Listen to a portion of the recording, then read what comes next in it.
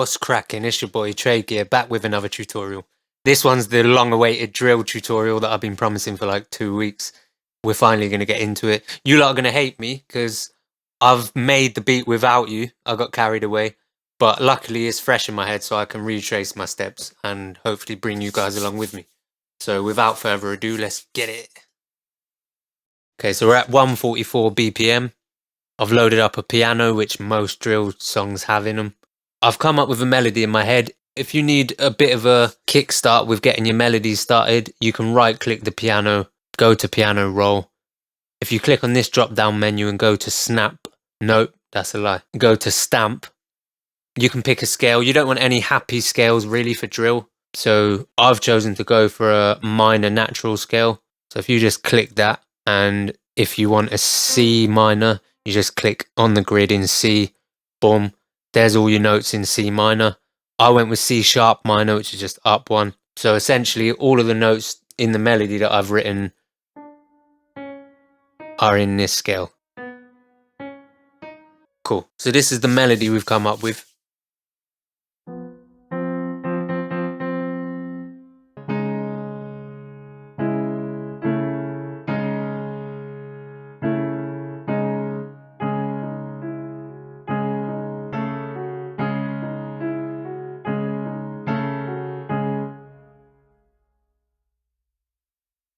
Okay, so we went with something like that. It's just a C minor, little chord progression. And once we got the piano laid down, we're going to throw in some vocal chops.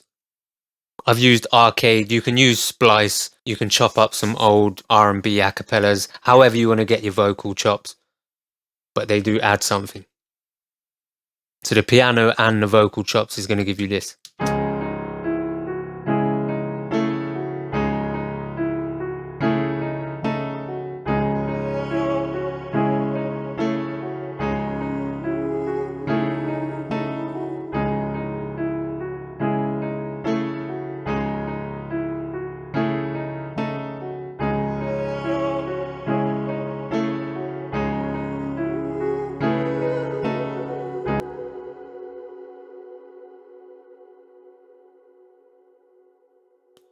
So you can see once you've played about with some vocal chops, added them to piano melody, you're pretty set and you're going in the right direction to make a banging drill tune. Another thing that I like to do as well, and you've probably noticed when you're listening to drill, there's some mad ambient stuff in the background. You can't always pinpoint what it is. But one way I like to create that is I'll open Edison on my master channel, hit record, and just have the melody playing.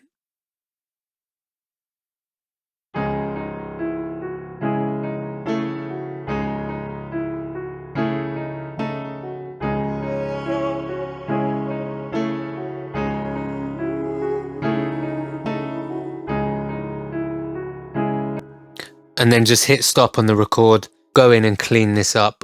Just take it from the start of the melody and make sure that you select the end of the loop itself. You can drag and drop that into your channel list. You can drag that onto your playlist and then go into the audio clip and you can reverse it. So I've already gone and done that. If I play you just the reverse melody on its own.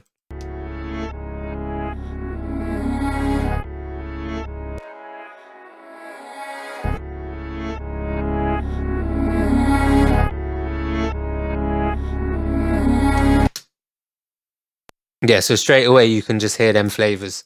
And if I play that with the original melody,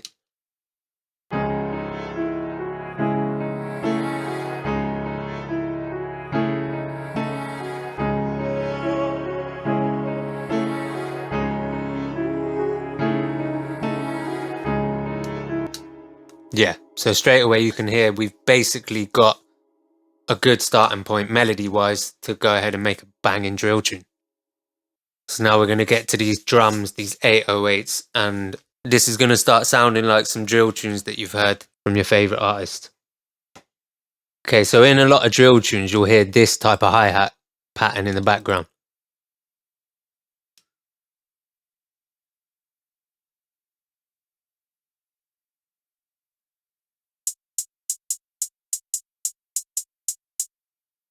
And obviously they get a bit more technical with it than that, but that's kind of the basis of the hi-hat patterns. Now, when I'm making drill, I like to use at least 3 different types of hi-hats, sometimes maybe more.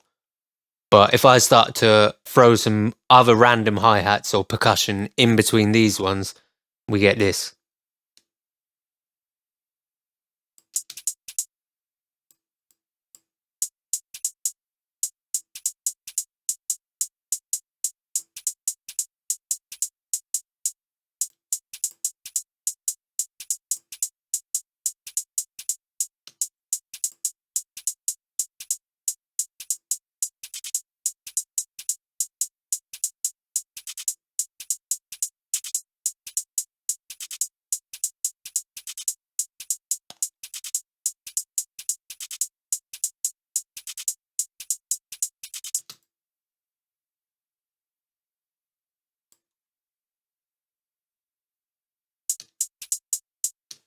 So you can hear it's kind of getting a little bit more interesting.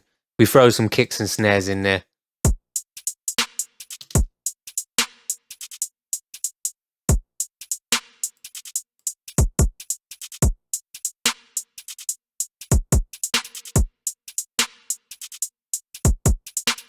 Then maybe throw some of those hi-hat rolls from the last lesson in there.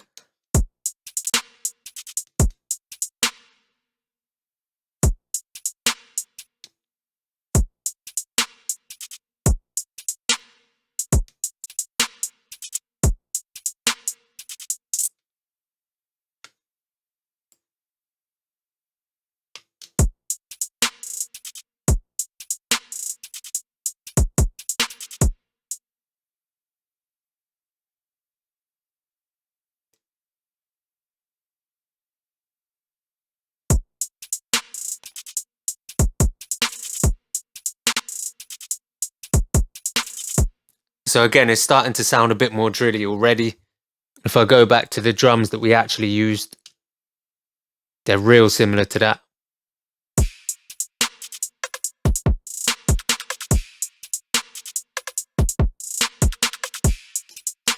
Yeah. So we've got our melodies, we've got our drums. I know everyone's waiting for the 808s. I'm not even going to go too crazy with the 808s, but I'll show you what we've got so far.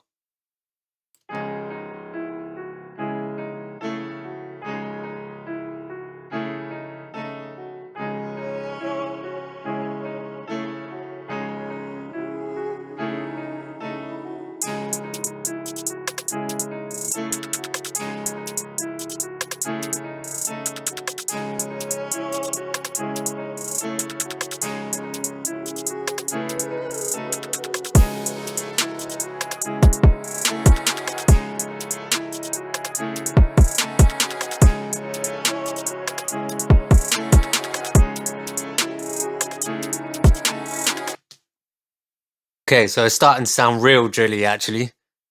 I like where this is going. Okay, so with the 808s, my thought process behind 808s is they need to sync up with what the kick drum's doing. So the relationship between the kick drum and the 808 is what makes the tune for me. So if I play what I went with, I'm just going to play one little section.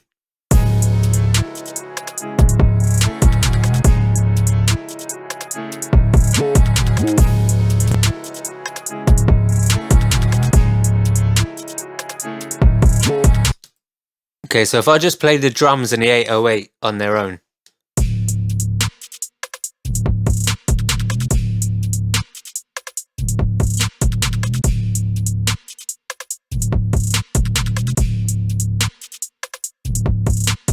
Okay, so you can kind of hear that the 808 is following the kick drum. We've got our drums in this pattern, 808 in that one. If I do a little switch up with the drum pattern, this is probably not what I would do in the tune, but if I just do it, let's add a couple kicks here.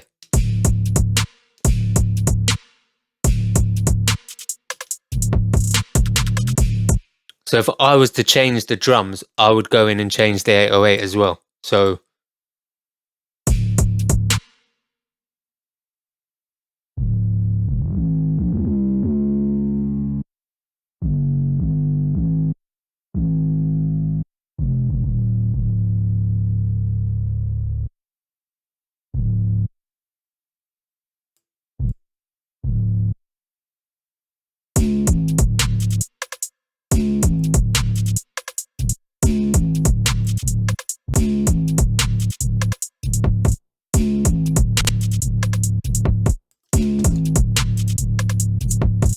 So there you go. Just as an example, I've just thrown in a few extra little notes on the 808 because we threw in a couple extra kicks. And again, I've just chosen notes from the C minor scale.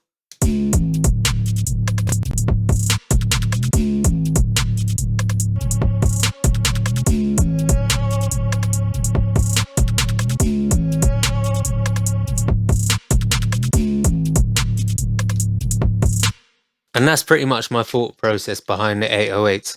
I know that doesn't give you a lot. I've never had to really explain it out loud, but it gives you something. And if I play a bit more of the tune, you'll hear that in each pattern, I kind of switch up the 808 just a little, but that means I switch the drums up as well, and they're always following each other.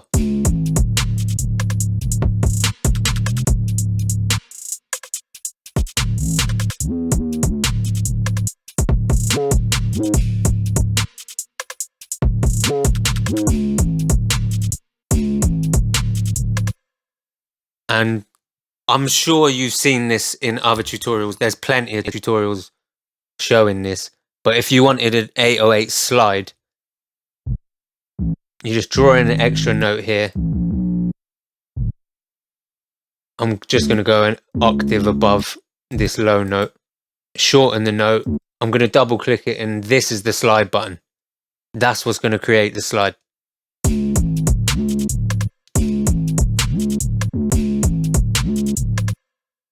So moving this note from left to right, the start of this note is where the slide starts, and the length of this note is how long it takes for the slide to reach the bottom note to the top note. So if I drag this out, you hear it takes a while to get up there. If I shorten this, you almost didn't even hear that it was a slide. It came up real quick. And if I chop this note in half just to do something random,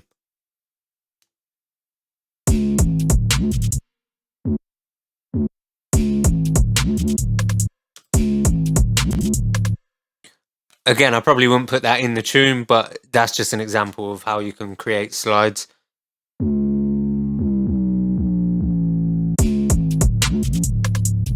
Drop some of the notes, play about, and just get real creative with it. So with the drums, the melodies, the 808s, we've pretty much got a full tune.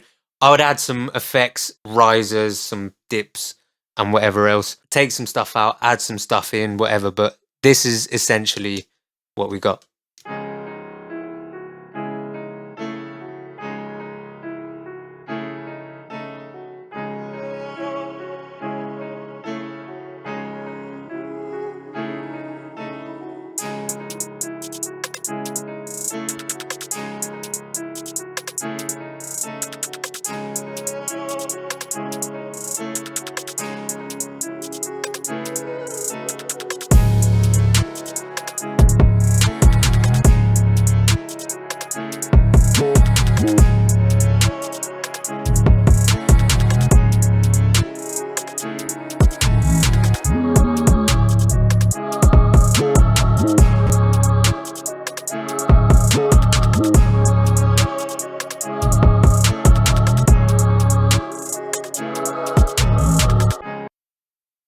Do you know what? I forgot I put some choirs in there as well.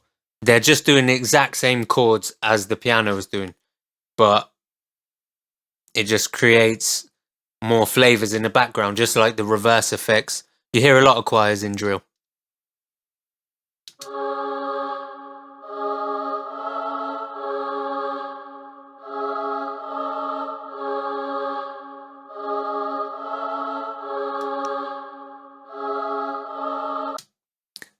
And again, if you reverse those choir sounds, you can get real creative, because obviously the natural tail at the end of the choir fades out. If you reverse it, you get it fading in instead, and it's just kind of an interesting building effect. But yeah, that's basically what we've got. I'll play the tune one more time just on the way out.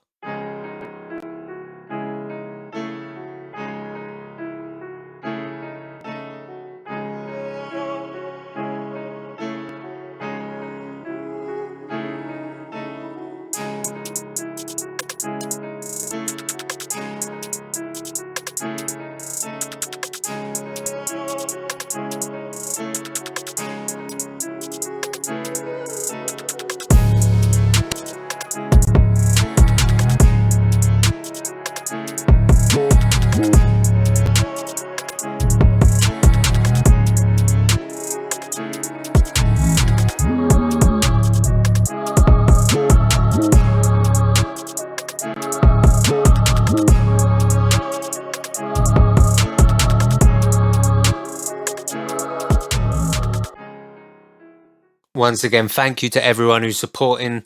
It's all appreciated. I think we've pretty much covered the basics of drill. If you wanted to learn a little bit about mixing drill, because I kind of mix as I go along, I'll probably cover that in the next video. I didn't want this one to go on too long. But yeah, don't forget to like, comment, subscribe, share. We're going to be way more active in the future, so just keep it locked. Bow.